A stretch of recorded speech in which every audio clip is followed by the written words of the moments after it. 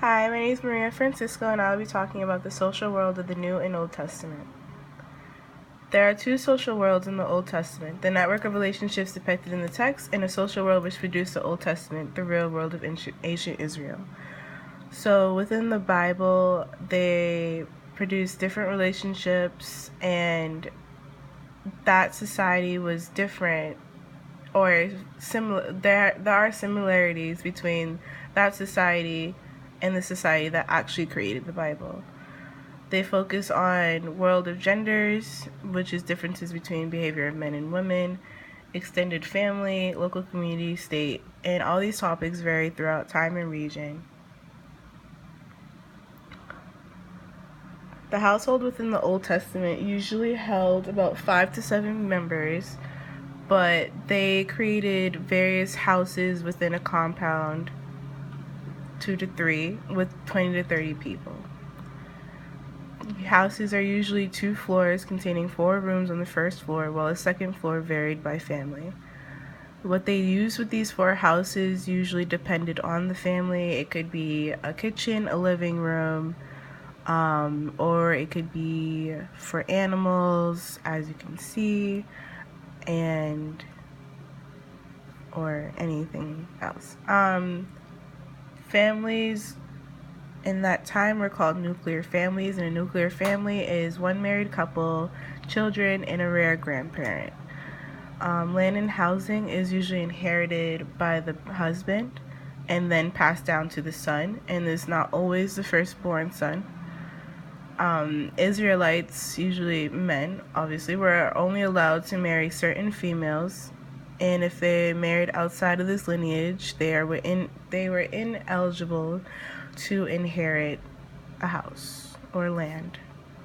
The social world in the text, in comparison to the real life time period, are not always similar. For example, Abraham.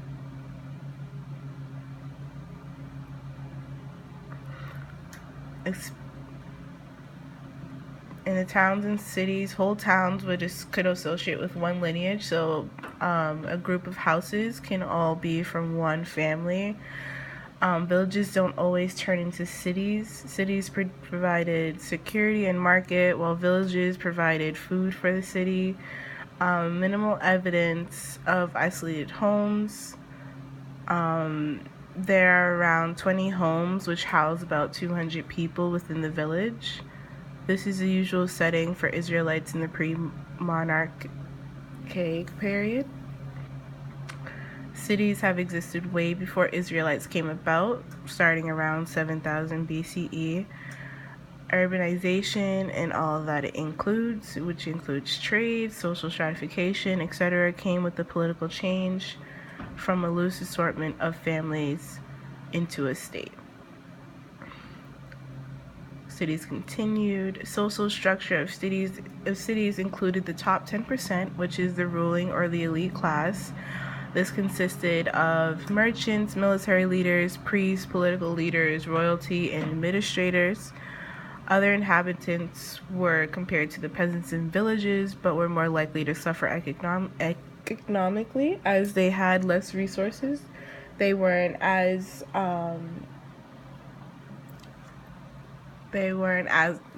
available to the land, the fertile land that they harvested from.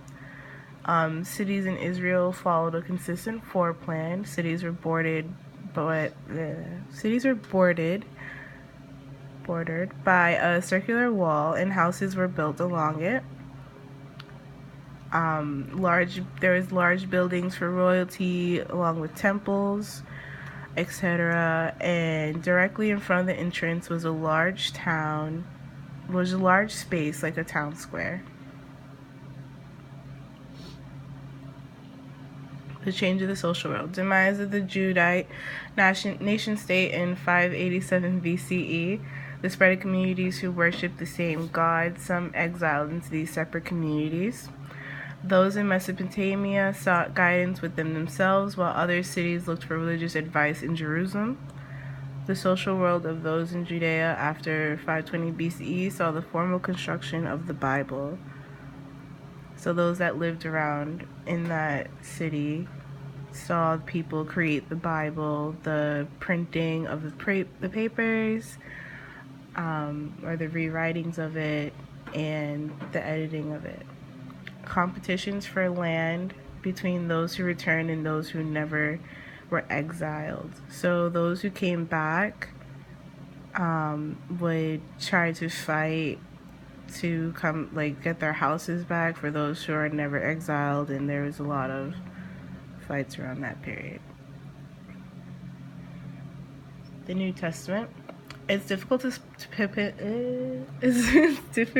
pinpoint the social context in the New Testament. There are multiple regions and settings covered, written for different audiences, such as the Greek audiences or the Roman. Some of the documents describe a social world that is different from the social world of the author. In the ancient world known through research doesn't compare to the world as it was seen by those living in that time period. Wealth was invested in land. Economy was very agriculturally based. Many inhabitants that lived in the city worked farms outside the city.